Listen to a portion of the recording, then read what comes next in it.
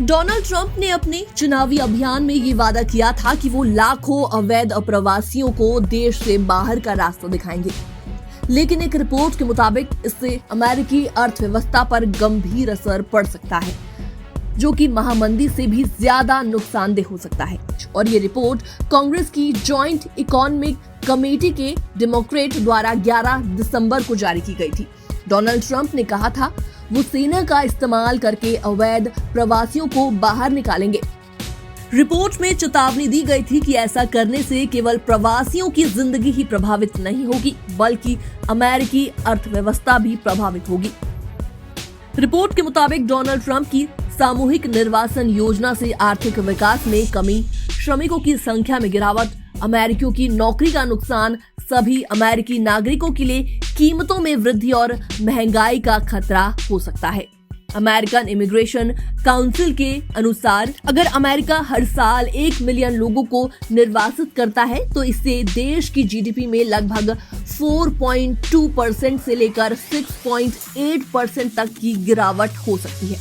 और साथ ही साथ रिपोर्ट में ये भी बताया गया है कि ये वो गिरावट होगी जो अमेरिका में ग्रेट रिसेशन के दौरान देखी गई थी, जब अर्थव्यवस्था 4.3% सिकुड़ गई थी। Peterson Institute for International Economics ने और भी गंभीर अनुमान लगाए। उनका कहना है कि अगर 8.3 मिलियन अवैध प्रवासियों को बाहर निकाल दिया जाएगा तो 2028 तक अमेरिकी जीडीपी में 7.4% की कमी हो सकती है। इसका ये मतलब होगा कि डोनाल्ड ट्रंप के दूसरे कार्यकाल में अमेरिकी अर्थव्यवस्था बिल्कुल भी नहीं बढ़ेगी और इसके अलावा रोजगार में 7% की गिरावट भी आ सकती है और लगभग 44,000 अमेरिकी नागरिकों की नौकरी चली जाएगी। और ये वाकई काफी चौंका देने वाला आंकड़ा है।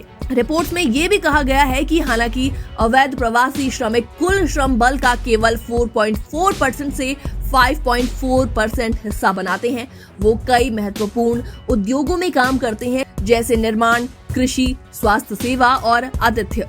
अगर लाखों प्रवासियों को बाहर निकाल दिया जाता है तो उन उद्योगों में भारी कमी आएगी। निर्माण उद्योग से 15 लाख श्रमिक, कृषि से 2.25 लाख, आतिथ्य क्षेत्र से 10 लाख और निर्माण से 8.7 लाख और परिवहन से 4.61 लाख श्रमिक बाहर हो जाएंगे। और इसके अलावा इन श्रमिकों की कमी से कीमतें बढ़ सकती हैं। अगर 1.3 मिलियन प्रवासियों को बाहर किया जाता है तो साल 2028 तक कीमतों में 1.5 की बढ़ोतरी हो सकती है।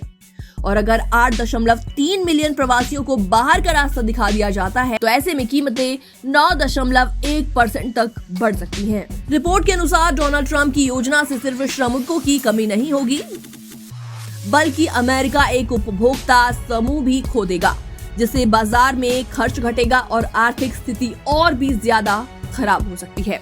और इस रिपोर्ट को देखते हुए कांग्रेस की जॉइंट इकोनॉमिक कमेटी के चेयरमैन मार्टिन ने डोनाल्ड ट्रंप की सामूहिक निर्वासन योजना को लापरवाह बताया है। साथ ही साथ उन्होंने ये भी कहा है कि ये योजना हमारे टूटे हुए इमिग्रेशन सिस्टम की असल समस्याओं का समाधान नहीं करती।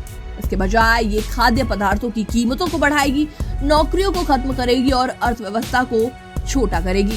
फिलहाल इस पूरी खबर पर आपका क्या रिएक्शन है, आप भी हमें जल्दी से कमेंट सेक्शन में कमेंट करके जरूर बताएं।